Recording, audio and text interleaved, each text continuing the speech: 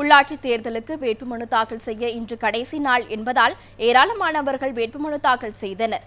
மதுரையில் கிழக்கு மண்டலத்தில் வேட்பாளர்கள் கூட்டமாக தங்களது ஆதரவாளர்களுடன் மனு தாக்கல் செய்தனர். காங்கிரஸ், பாரதிய ஜனதா மற்றும் சுயேட்சை வேட்பாளர்கள் தேர்தல் நடத்தும் அலுவலரிடம் வேட்புமனுவை தாக்கல் செய்தனர்.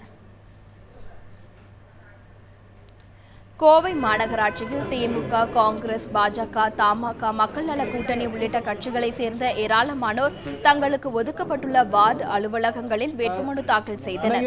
கோவை மாவட்டத்தில் மட்டும் 5500க்கும் மேற்பட்டவர்கள் வேட்புமனு தாக்கல் செய்துள்ளனர். சென்னை துறைமுகம் சட்டப்பேரவை தொகுதிக்குட்பட்ட 59வது வார்டில் விடுதலை சிறுத்தைகள் கட்சியின் வேட்பாளராக 21 வயதான ஐஸ்வர்யா வேட்புமனு தாக்கல் செய்தார். அவருடன் விடுதலை சிறுத்தைகள் கட்சியின் சார்பில் 57, 60, 62 ஆகிய வார்டுகளில் போட்டியிடுபவர்களும் வேட்புமனு தாக்கல் செய்தனர். நான் எதுக்காக மாமன்ற உறுப்பினராக 59வது வார்டில் நின்னா, மக்கள் அங்கே நிறைய பிரச்சனையை சந்திச்சுட்டு இருக்காங்க. சரிவே குடிநீர் கிடைக்கிறது இல்லை.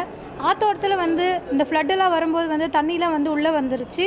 அவங்களுக்கு அவங்களோட தேவைகளை நான் பூர்த்தி செய்வதற்காகவும் அவங்களுடைய குறைபாடுகளை தீர்த்து வைக்கிறதுக்காகவும் நான் கவுன்சிலராக நிற்கிறேன்.